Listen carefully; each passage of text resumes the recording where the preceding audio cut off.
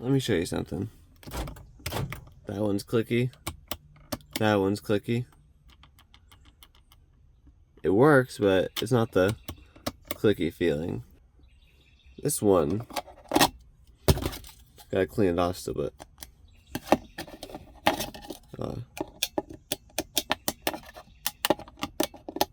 clicky. Also, dark interior piece. I'm gonna make a good one from two bad ones. The window switch looking and feeling like this is a result of my own mistakes, so don't worry, I'm here to fix that. There's some screws on the back here, the 3 of them that come off. Whenever those 3 screws are out, you will see the little rubber padding in here. That rubber padding only goes in and out one way. And make sure to not flip this upside down because these little white tabs can come out and they are very hard to find. Not hard to find, just annoying to find. But then you get these last 3 screws and I can start combining everything. Everything just goes back in reverse order and the PCB fits inside the little rubber square. And just like that, we have a perfectly good window switch. Honestly, the dark interior bit does not look that bad right there. The next thing I got for today is dark interior tweeter covers. These ones are easy. These are only by friction, so what I want you to do is just like kind of loosely pry it up. I don't care about damaging these ones, but be careful about damaging the plastic around. Try to get around at all sides, not just the bottom, because these are by a lot of friction as plastic parts. And just like that, I should be able to pry the rest out by hand. If I were to, there we go. Just like that. And there's my tweeter. So I kind of scratched this one up a little bit, but if you just take if you wanted to sell or reuse these, you could, yeah. Like that little piece of plastic that I scratched up, I just pulled it off and you would never know. And then this one, I think it lines up right here, somewhat. Well, if you wanted to line it up, you probably could because of the little tabs there. Oh, never mind, these kind of have a small difference here with these tabs, they're being different sizes. Who cares? I don't care. That's how it fits. I'm a small doofus. These are different because they're right and left pieces. They have slots to fit into that. I just put the right side into the left hole. Cause like, why would these ever be different? Why would you ever think, hey, let me just like pry this out? You know? Why isn't this even part of the door panel to begin with? Like, not only is it crazy to me that these are separate pieces from the door panel entirely, but then they're 2 different parts with left and right, even though they're the same darn thing. Like, who thought of a left and right piece? Also, these look freaking awesome, by the way.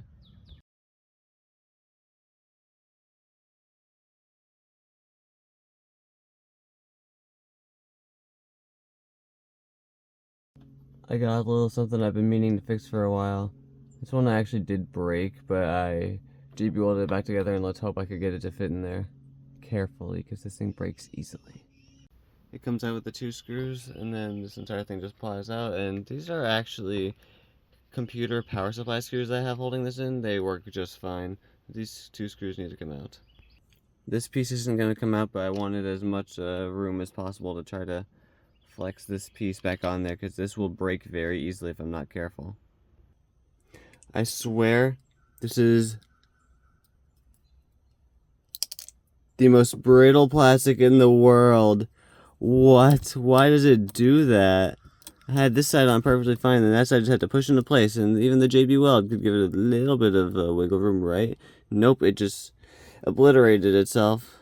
My next try is I'm gonna JB Weld this onto there, but I'm gonna give it like a good centimeter or 2 of wiggle room, so that way it could at least flex on there, because this thing was not meant to ever flex. What the heck? I know this sounds a little stupid at first, but I'm gonna JB weld it in, like put the pieces together, but have it dry in place that way I don't have to flex around the point and destroy the piece again, because I don't want to have to buy a new one of this. These things are expensive. Where does it even line up? Can it line up, please? It's a tiny bit messy, not too bad, but all I have to do is not touch it for 24 hours. I mean, The little 2 white buttons still work, but this is just now garbage. Again, I should have just taken the entire thing. I tried taking the button alone from the one at LKQ. I should have just taken the entire assembly. Now I have to actually buy one for like 30 something bucks, 40 something bucks, or wait for another Celica to appear to LKQ. I got this trunk latch molding from the facelift version of the car, the same one I got the rear bumper from, and I'm going to install it. The only things I'm going to need is this socket with this deep 10mm on it. Come on. One-handed. There we go. This is all I'm going to need. And the first step is to actually take this entire piece off, which should just come off by pulling right there. That should be step 1. FYI, these aftermarket clips right here, these break so easily. That's why I got the OEM Toyota ones from that same car. These do not break at all. And right when I got this loose, there was one of the pieces that just like right here, yeah, it broke. The aftermarket ones break way too easily. If you can get Toyota OEM clips, do so. They will not break. This is where it darn. This is where it gets kind of difficult. I'm using this to like support my body, which is all right. Wait, there's gonna be a 10mm right here. There's gonna be a tiny plastic clip right here that kind of sucks to get out. Can I turn the flashlight on? Balancing is super hard right now, so sorry. There's gonna be that 10mm deep one, that one, and I think both of these, but that's missing. That's cool to know. And just those 5 bolts right there in that plastic clip, and then it should come out. 10mm deep, no extension, works perfect for this. This latch right here for the lock, it's kind of in the way, so I could just kind of push it there. So what I'm doing is holding the lock in one position or another to get that latch out of the way.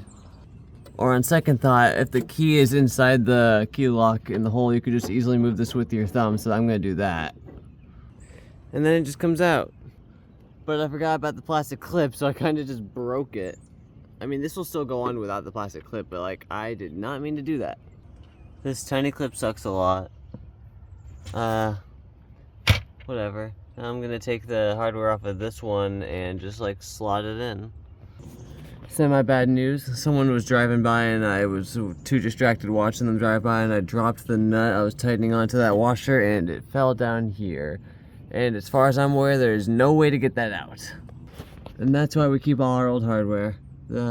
All 5 bolts are in, the plastic clip is in, just tighten all those down. Once you got the new piece on there, you gotta take all the aftermarket clips out that broke. And you gotta, there's only 2 in here because they all broke. And then you gotta get your OEM ones and put them back. And you gotta throw away the broken pieces of plastic that you broke because you were trying to break stuff. And you keep all your old hardware just in case you need it, just in case you drop a singular nut into the void, you know? While this was in here, what I did was I put a screwdriver in between the foam part and the actual car, which I may have scratched up the paint a tiny bit, but it'll be alright. And then I put my pliers in between my needle nose pliers and I just wedged it out. I just like full force grabbed it and just like pulled it out. And look at all the broken pieces there. And look at all the good ones I got. Once you get your fresh OEM Toyota clips in all the spots needed and put everything back together, just put that piece back on. Remember to not lock your keys in the car. And dang, that looks a lot nicer than I thought it would.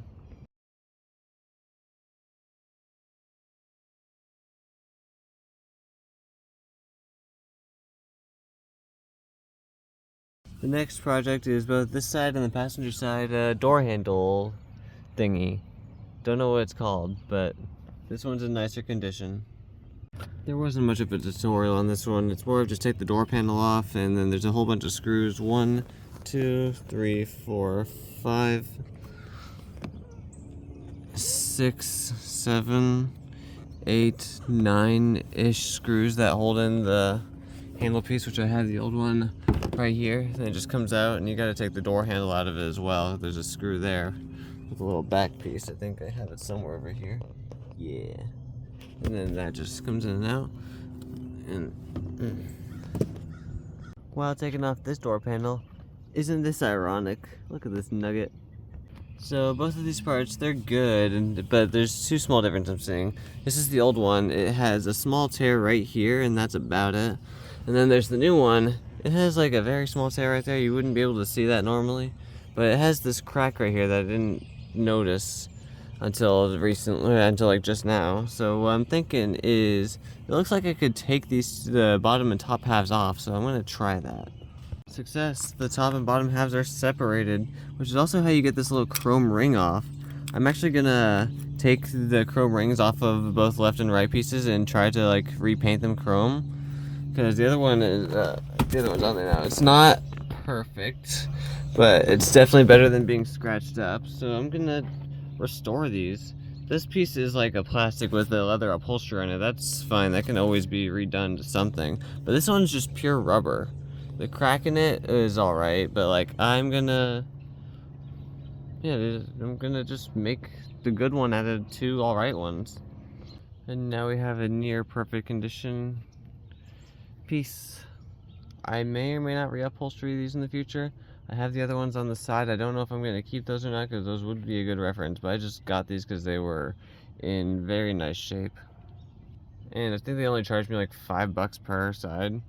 So these are nice, and now that I know these chrome rings can come off, I can like restore them.